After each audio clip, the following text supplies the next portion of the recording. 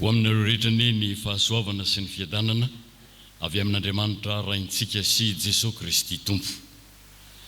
Dia miraba anareo rehetra riavana, miraba anareo fiangonana manontolo ary misaotra ny birao izay nandefa ny mpikambana nanolotra anay teo sy nanao ny fandraisana. Misaotra ihany koa ny mpitandrina izay mizahatra rasy miandraikitra ny fiangonana ankehitriny. Ny tenin'Andriamanitra hotorena amintsika amin'izao an'izao ary dia araka izay efa hita sy novakiana teo amin'ny famakiana ny soratra masina teo araka ny Nomery toko 7:20. Nomery toko 7:20 manomboka amin'ny andininy 5:20 ka hatreo amin'ny andininy 5:20 araka ny perikopa. Efa novakiana mazava tsara tamintsika nefa indro mbola vakiko ndray maka izany alohan'ny isotonantsika ny afatr'Andriamanitra izay tiany ampitaina amintsika amin'ity anio ty. Nomery toko 7:20 manomboka amin'ny andinina 5:20 manao hoe amin'ny anaran'i Jesosy. Ary Jehovah nihaona tamin'ny Balama dia nanisy teny teo ambavany ka nanao hoe miverena makeo amin'ny Balaka ary zany no lazainao. Ary nandonga tany aminy izy dia inreo teo anilan'ny fanatitra hodorany izy ireo, izy sy ireo andrian-dahiny Moaba izay teo aminy. Dia hoy Balaka taminy, ahoana no nolazain'i Jehovah? Dia nanao ateny Balama ka nilaza hoe hitsangana ry Balaka ka mandrenesa, atongolanao amiko ny sofinao ry zanak'i Zipora.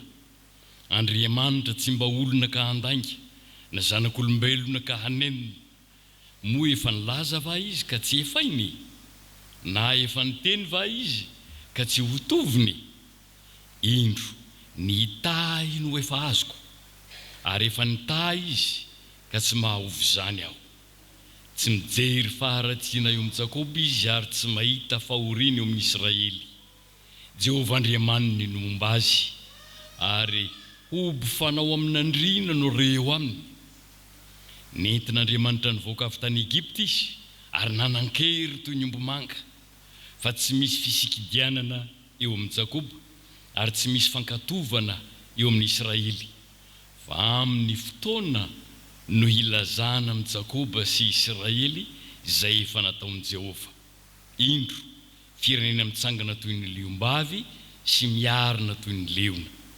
Tsy handry izy mandra-pihinany ny toa sy mandra-pisotrony ny rano voavono. Amen.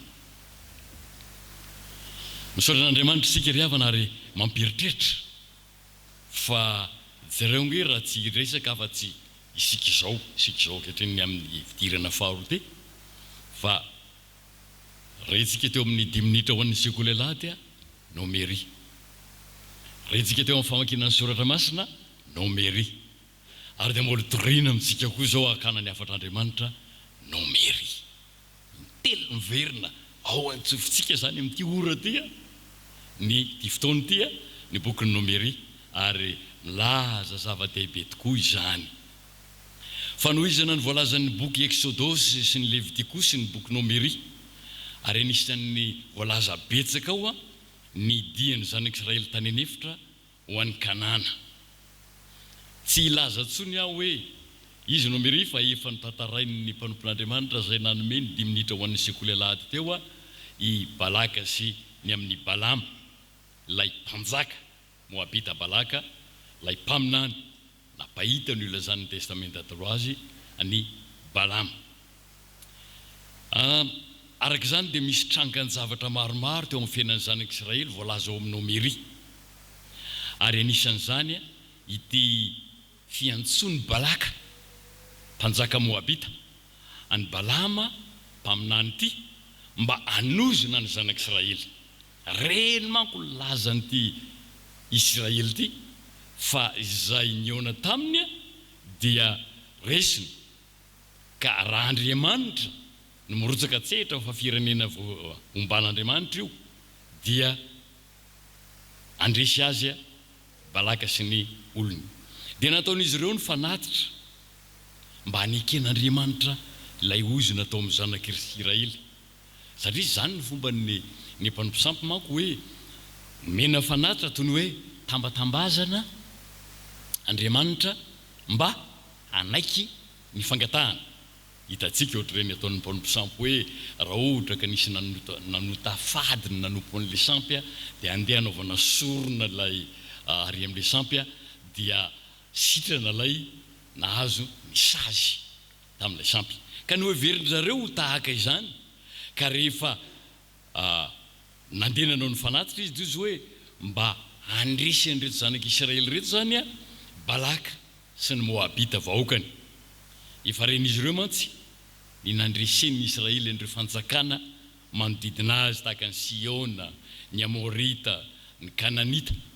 Fantatra Balaka ary fa raha tsy hery sy fahefana avy amin'Andriamanitra, avy amin'ny Jehova, dia tsy haharesy ny zanak'Israely akory izy. Ary zay no niantsony sy nanambazany, zany hoe nampanantena ny arena be ho an'ny Balama mba hanozona ny zanak'Israely ka ho resiny avy eo. Nilaza tamin'ny Balaka nefa le mpaminany Balama fa zaho aneo izy ka tsy anao afa-tsy zay nolazain'i Jehova Andriamanitra tamiko ihany. Ary moa efa nafarana tamin'ny mpanao 10 minitra teo ny hoe mba vakeo hatrany amin'ny toko faharoa amby roapolo io dia ho hitantsika ny ventiny fotoatan'ilay tantara. Ataoko ahoana hoy Balama no hanozona zay tsy nozon'Andriamanitra amin'ny toko fahatelo amby roapolo andiny fahavalo zany.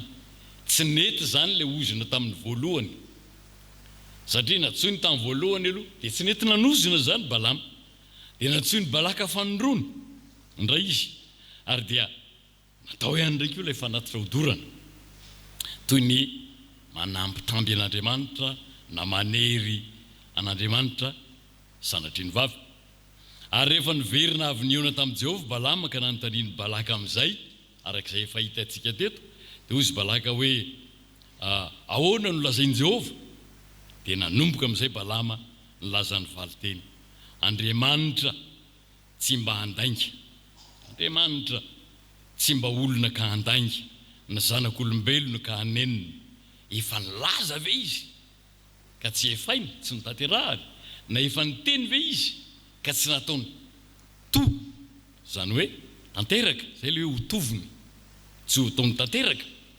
Dia nitoy ihany le tenin'ny Balama hoe indro efa hitahy no efa azoko, Andriamanitra hitahy. Ary teny sarobidy ao anatin'ny soratra masina sy ny fikasan'Andriamanitra manko ny teny hoe mitahy sy ny fitahiana.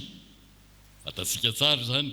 Ary tsy misy mahova izany, ary tsy ahova izany aho hoy Balama, tsy za misy no anovan'izany. Zany hoe tsy afaka ampiditra ozona hifaninana na hanohitra ilay fitahiana avy amin'Andriamanitra. Zay nananteny Balaka fa ozona no ataon'ny Balama mba ho fanampiana azy. Kanjo vao maika koa aza tsodrano sy fampatsiahivana ny mahafirenena voafidin'Andriamanitra zanak'Israely no tsaroana. Raha vao ao amin'ny soratra masina manko no miteny hoe fitahiana sy ny hoe Israely sy ny hoe Jakoba, dia misy zavatra anankiray misongadina mihitsy ao, teny hoe fitahiana. Dia tadiditsika tsara lay teny malaza ny amin'ny fikasan'Andriamanitra. Ny fikasan'Andriamanitra dia ilay hita amin'ny Genesis toko 12 ny 1 ka hatramin'ny 7, lay nitenenany tamin'ny Abrahama hoe hitahy ianao aho ary ho fitahiana tokoa ianao, ary aminao no hitahiana ny firenena rehetra ambonin'ny tany. Io ry havana ilay teny fikasana, io ny teny fikasan'Andriamanitra tiany ho tanterahana, satria ny olombelona ange zanany sitrany namorona antsika olombelona. Ary zay nolazain'ny Lutera, Dr Martin Lutera, hoy izy hoe ny antony namoronan'Andriamanitra ny olombelona dia mba ho zanany mankato azy ka ho sambatra mandrakizay. Zay no antony. Dia hitantsika tokoa teo amin'ny fahariana, teo amin'ny famoronana vita ny zavatra rehetra vao nataon'Andriamanitra ny olombelona, ka tsy nisy ny sairanany intsony, saingy ndrisy moa fa naleony ny ainy feo hafa Asehon'izao perikopy zao amintsika an'io ry havana fa tsy miala amin'ny teny fikasana nataony Andriamanitra. Ary zay nahatonga ny Balama ny teny eto manao hoe Andriamanitra tsy mba zanak'olombelona ka handainga afaka miala amin'ny teny nataony, na olombelona ka haneniny hoe dia tsoahako indray zany ny teny fikasana efa nataoko sy antony ny fidianako ny i Abrahama. Voateny ro fitahina ny zanak'Israely, voateny ro fitahina izy. Marina fa be dia be ny tamby. Inona zany lazantsika an'izany hoe ny zavatra ny arena omeny Balaka ny Balama mba hahatonga azy hanozona ny Israely. Fa mazava ny fijoroako vavolombelona nataon'ny Balama. Zay lazay ny Jehovah amiko ihany. Ary zay ihany mamperitreritra ry havana. Na ho aza ny zavatra rehetra dia eo ao ny arena. Nefa aiza moa ty matsiaro ilay fomba fitenin'ny ray aman-drenitsika malagasy fahiny hoe raha maty aho izy dia matesy raha havana. Dia tokony logika zany, raha maty raha havana dia mba matesa koa zay. Fa ovany le izy toy izy hoe raha maty aho matesy raha havana, ary raha maty raha havana matesa ny omby. Tsy any aminy intsony tsy ao lay fifandanjana zany hoe le olona zany dia fahatra pitady mitombo tsy manokana ho azy. Ary Balama eto angamba ozy ny mpandinika zay ihany mba nahataitra ny Balama hoe be loatra le tena be dia be ny zavatra omeny Balaka azy dia mba lasa izy. Ary zao ny tenin'Andriamanitra taminy, tsy maninona hoy ny tompo. Rehefa tonga le olona anakazy miaingaka mandehana ihany miaraka amin'ireo pakanao reo, kanefa ny teny zay olazaiko aminao ihany no ataonao. Ary mampianatra antsika kristianina zany ry havana, misy vanim-potoana indraindray avelan'Andriamanitra ho lasa amin'izany tsika. Fa eo tsika ny mila mifamaty fa tsara amin'Andriamanitra. Io zao Balama dia nalefany ihany, ary mahate heritreritra hoe fa nahoana ary nalefan'Andriamanitra ny ihany nefa fantany fa tsy tokony atao. Zay le fomba fiasan'Andriamanitra tsy takatra sain'olombelona, tahaka ny voalaza momba ny amin'ny Egyptianina ao amin'ny Romanina 1:20 no itenenany tamin'ny Farao manao hoe ny antony nanandratako anao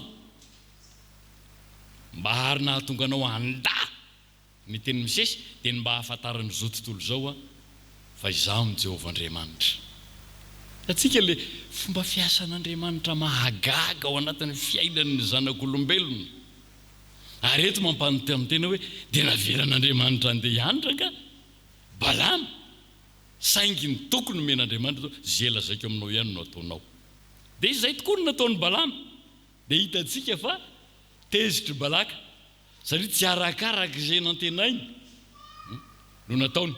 Ary eo misy teny sarobidy be eo amin'ny 7:20 eo hoe fa amin'ny fotoana no ilazana amin'ny Jakoba sy Israely izay efa nataon'ny Jehovah. Zany hoe tsy maintsy isy ny événement ampahafantarana ny Jakoba sy Israely fa izy no Andriamanitra. Eto ry fiangonana malala no ampahatsiahivan'ny fanahy masina sy ny tenin'Andriamanitra amintsika fiangonana arak'izay efa nitarihin'ny fanahy masina ny fiangonana. Dia itsika fiangonana Fjkm mba handray ny loha hevitra hoe mitana ny teniny ny tompo. Eto no ahatsiarovana indray fa tsy mba miala amin'ny teny fikasana efa nataony Andriamanitra. Ary zay aza ny tenenan'ny Kristy amintsika manao hoe nareo aza be fianahanana fa izao aoka ny fanaikinareo eny na aoka fadavinareo tsia, fa aza mampiditra hevitra maty ao. Satria tsika rehetra miara-mahalala fa raha eny sy tsino atao anaty voalopy anankiray raha misy fitsapaka-hevi-bahoaka dia vaty maty zany, sady tsy miteny tsino tsy miteny eny. Ary zay koa ny tian'ny tompo hijorontsika amin'ny fonontsika. Hoy ny faharesen-dahatry ny mpanompon'Andriamanitra anankiray amin'ilay hira mamintsika loatra, raika faharaiky amin'ny 7:5 ihany no niraisiko. Dia tena mampahery tokoa ane. Misaora ny anarany kazaketraka ianao fa ho tanteraka aminao misy olona zay ny teniny fa toky tsy mamitaka ny tenin'Andriamanitra. Ry havana, rehefa niantso anao Andriamanitra, rehefa niantso antsika Andriamanitra ka nanangana antsika ho zanany teo amin'ny batisa, dia tsy manatsoka velively ny teny fikasany ao amintsika. Isika olombelona no mety miala, fa Andriamanitra dia mahatoky amin'izay teny nomeny zay. Ary zay no isorantsika an'Andriamanitra fa izay Andriamanitra mahatoky sy mitana ny teny nomeny zay dia nanomboka hatrany am-piandohana ka mandraka kehitriny. Mba hajerentsika izany hoe apôstôly 2:10 lahy no ampanantenain'Andriamanitra tany am-boalohany 2 taona lasa zay manao hoe ho vavolombeloko ianareo mandana toroy ny filazantsara manomboka eto Jerusalema sy any Jodia, Samaria ary hatrany amin'ny farany tany. Tafiditra ao anatin'izany fikasan'Andriamanitra zany tsika mianakavy reto. Ka na mahantra radio-karena aza ny malagasy, na mahantra rabola aza ny malagasy, manana ny mampiavaka azy ao anatrehan'Andriamanitra ny malagasy satria afaka miaino ny tenin'Andriamanitra vantana amin'ny teniny ary afaka misitraka ny fitondran'Andriamanitra arak'izay andraisany azy. Marina fa andro ny fandrosoana lehibe sy mahagaga zao androntsika izao. Dia mahagaga tokoa. Ny serasera isan-karazany sy ny fitaovana momba azy. Ny fitaovana tena raitra sy manampifantatra ny olona tokoa. Etsy an-daniny koa anefa dia marina loatra fa andro sarotra zao androntsika izao. Andro tao ohatry ny anjakan'ny fandrosoana dia tsotra, mora, ampiasaina tao le hitanao zavatra rehetra. Fa andro sarotra ihany koa zao andro satria andro anjakan'ny tebiteby, andro anjakan'ny antony maro. Eritrereto fa tia Balaka ty anie ny tebitebiny izy ady amin'ny Israely zay tsy maintsy hatreny. Tsy mahampanjaka ny mpanjaka ny fitebitebeny, tsy mahavahoaka ny vahoaka tsotra, fa zao rehefa tonga ny fitebiteby, ny antony mampitebiteby dia tratra daholo ny olona rehetra. Ankehitriny hoe dia manjaka koa ny tebiteby sy ny antony, tsy arakaraky ny ahitana fandrosoana sy zava-baovao sy tena raitra no isian'ny filaminana, fa arakaraky ny isehony zany ndray koa no mampitombo ny tibitiby sy ny aya. Hoy le ray aman-dreny anankiray zay, lalanaka ozy fa tsy ananana ny arena mampantra, ananambe ny arena mampijaly. Dia hoe inona ny tianao lazaina? Tsy ananana ny arena ozy mahantra ianao. Tsy hita zao anina tsy zao le. Fa ananana koa ny arena mampijaly satria mampitebiteby lava. Raha misy vaky ny omby any am-pahatra, izy zay, anizy zay, nakay zao. Raha vao misy akisida amin'seo an'ny mpanana fiarako dia rehetrarehetra dia hoe anavy esaina nahoana ny fiara, nakaiza ny fiara, na matory azy amin'ny andro alina. Raha vao misy mikitrana kely tsy ao ny torimaso. Raha misy miteny azy manao hoe ny torimaso no itovizana amin'ny mpanan-karena, tsy marina zany. Mpanan-karena indrindra ny tena tsy ampy torimaso. Ary dia tsy marina araka izay heverina zay. Fa ao anatiny zany, ary indrindra amin'izao andro hoe isian'ny fandrosoana ka haresy ny aizina sy ny tsy fahalalana zao ny voamaika indrisy fantatsika loatra ny fisehoan'ny kolikoly, ny fahalovana, ny lainga sy fitaka izay mahazo laka eo amin'ny fiainantsika isan'andro. Ratsy lavitra noho izao nataon'ny Balaka sy Balama zao aza ny fiainan'ny olona kehitriny. Ka dia sa manamby olona anankiray zao fotsiny sasany hamono olona. Vola manaliny, vola aminarivony dia ahafatesany olona anankiray foaty tanteraka. Tsy arakaraka izay eritreretana azy hoe mandroso. Tanteraka arabaky teny sy miatra riavana. Ilay teny voalazan'i Jesosy Kristy eo amin'ny Matthieu 5:20. Ny fisehoan'ny karazana andro ary vakio akio dia jereo. Vakio eto dia manontany tena, vakio dia manontany tena. Dia ho hitanao fa tena tsy zava-baovao ty atrehintsika ty, fa zava-misy io iainantsika sy hitantsika io. Ary tahaka izany lazain'ny Timoty. Ao aorianao izy Paoly mamatsy ny Timoty Faharoa 4:3 dia isy andro mahory. Ny olona ho tia tena, mpandoka tena, mpamady, akirina, boeboebo, tsy manaty zay masina, mpanotolo fo. Misy fehezanteny anankiray eo, misy teny anankiroa manao hoe manana ny toe-panahy araka an'Andriamanitra nefa mandany heriny. Alina izany, ny endrika Andriamanitra, fofonain'Andriamanitra, mitovy endrika amin'Andriamanitra, mipetraka eto amin'ny zava-boarin'Andriamanitra, fa saingy mandà ny herin'Andriamanitra ka manao ny tsy fanaon'Andriamanitra ny zanak'Andriamanitra. Zany ny zavatra hita sy iainantsika ankehitriny, ary mampalahelo azy ary havana ankehitriny fa efa zavatra tsy mety sy maron'izao nataon'ny olona sasany nefa heveriny fa mbola tokony ho izy ihany. Mandeha ny automobile fotsiny ianao any fivezivezeny, ianao prioritaire indray mahazo fivandravandrana. Zany nge zavatra hita, ianao manaza ny prioritaire ianao indray ny vandravandranany fa izy mandika lalàna indray no miseho tompony laka. Zany fiainan'ny andro ankehitriny sy ny fandrosoana. Ao kanefa ho tsarontsika ary zay no mampanantenantsika. Soa ihany sika fa kristiana. Ao ko tsarontsika ilay tenin'ny bokin'ny Toriteny, toko 7:1 manao hoe saingy tsy valiana vetivety ny ratsy atao dia mikiry amin'izany ny fonony ny zanak'olombelona. Tsy maintsy misy anefa ny farany. Mampieritreritra ny tenin'ny ankizy, tanora adolescent reny no resaka an'izao teny izao izy. Resany eny an-dalana eny am-benjeny. Raha mitoy ny hazo izy dia tonga ny an-danitra ambanin'ny voalavo. Kanefa dia ho hitanao izy fa tsy hitoyko ireo hazo. Ny dikan'izany tsy tonga ny an-danitra mihitsy ny voalavo. Ary ny tiany lazaina amin'izay dia hoe misy farany io rehetra io. Ary raha tsy maintsy misy farany io rehetra io dia araka ilay tenin'ny Paoly hoe mandehanany amin'izay jeren'ny masonao izay irin'ny fonao nefa tsarovy. Fa Andriamanitra ny tompony teny farany. Hoentin'Andriamanitra tsarainy ianao. Zay no ko tsarontsika ry havana fa na eo azy zany rehetra zany ny fifaliana sy fahasambarana ho antsika dia efa nomen'Andriamanitra ho antsika ny teniny. Ary zao ilay teny sarobidy rehefa mandray ny tenintsika izay voalaza hoe velona sy mahery. Jesosy Kristy mihitsy no ny teny. Zay mino sy atao batisa no ho fonjena. Ny ankoatran'izay tsy misy fisalasalana fa mazava be ny teniny. Izay tsy mety mino no elohina. Ka inona indray?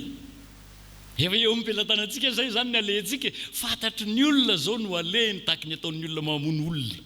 Andeha hamono olona sy angalatra hoe nda andeha angalatra. Fantany anefa halatra io alehanao atao io.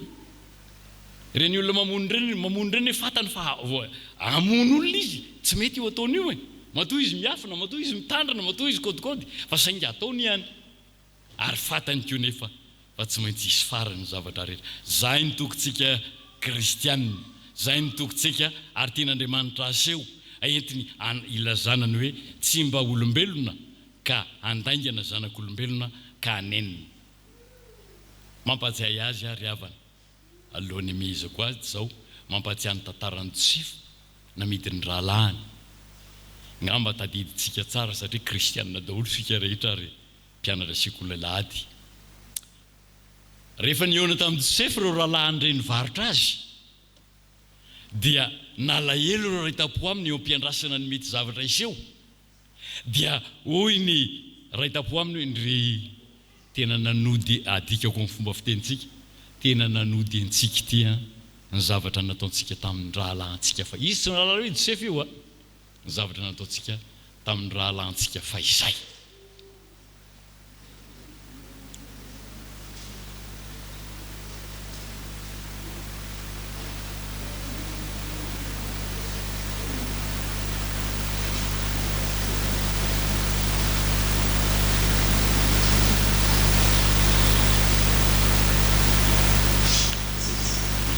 Tena nanody antsika ity nandro nataontsika tamin'ny rahalahintsika fa izay ozy izy rehetra le nivarotantsika azy.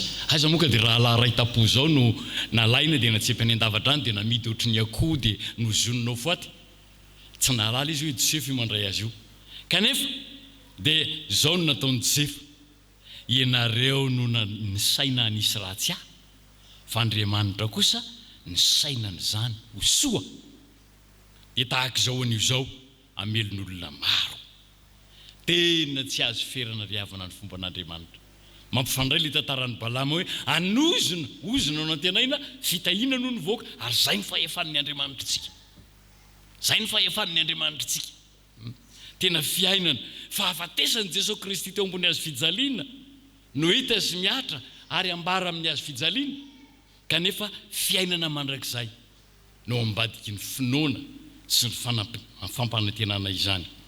Tena tsy azo ferina ny hevitr'Andriamanitra, tsy takatra ny saina zany hevitr'Andriamanitra zany, ary zany hevitra sery ary fahefan'Andriamanitra zany ry havana nampanjariano nofo tao amin'i Jesosy Kristy mba hahazoantsika nofo miaina an'izany hery sy fahindren'Andriamanitra zany. Zay nkely zava-miafina ny fahatongavan'Andriamanitra ao nofo e.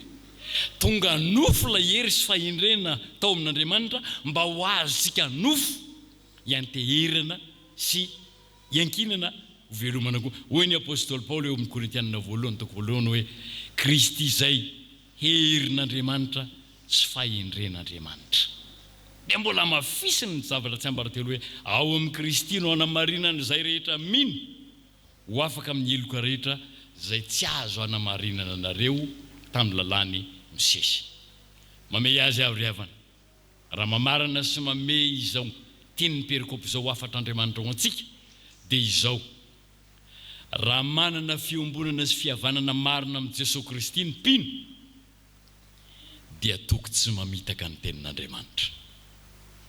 Tena mbola mitanana io teniny io ny tompo, satria izy tenany mihitsy no manamafy izany hoe ny lanitra sy ny tany ho levona iova, fa ny teniko tsy mba ho levona. Toko ho antsika hoy izy hoe aty amin'izao tontolo izao no ahitanareo fahoriana nefa matoky e, fa izaho efa naharesy izao tontolo izao. Raha Andriamanitra ny momba antsika, iza no ahatohitra antsika? Ny ozina aza manjary fitahina. Iza no empangany olom-bo fidin'Andriamanitra? Andriamanitra no manamarina azy. Iza no nameloka ny mino ny Jesosy Kristy ho tompo sy mpamonjy? Izy no efa maty sady mitsangana tamin'ny maty, mitoetra eo ankavanan'Andriamanitra ary mifono antsika. Ho azy ireriny ny voninahitra ho aminareo rehetra ny tompo. Amen.